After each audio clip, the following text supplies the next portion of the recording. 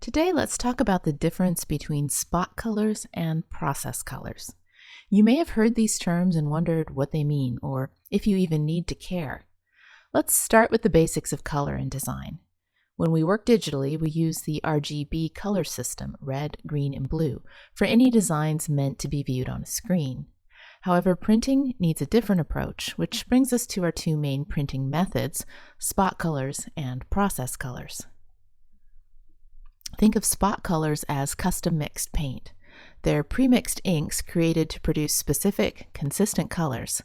The Pantone matching system, or PMS, is the industry standard for spot colors, offering thousands of precisely matched colors.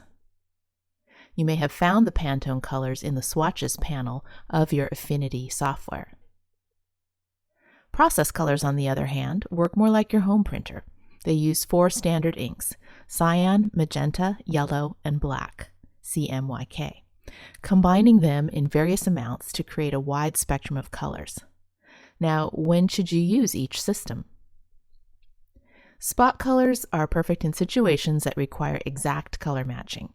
They're ideal for printing corporate logos, brand materials, product packaging, business cards, anything where you want to have the colors exactly consistent each time.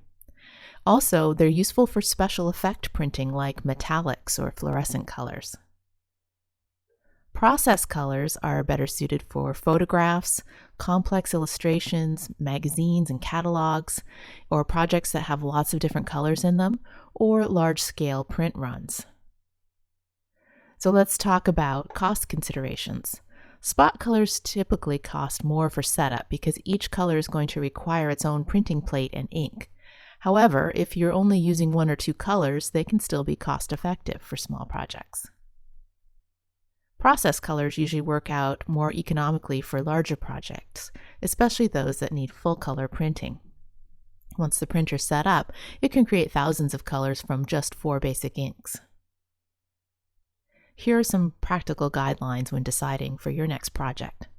First, think about your project's requirements. Do you need exact color matching? Then spot colors are your answer. Are you printing photographs or complex graphics?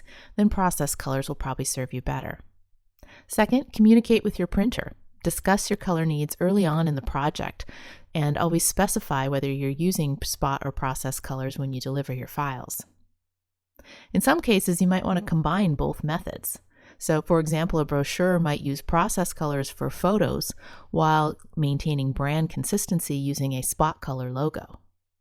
Also, if you need specialized colors like metallics, you will need to use a spot color for that.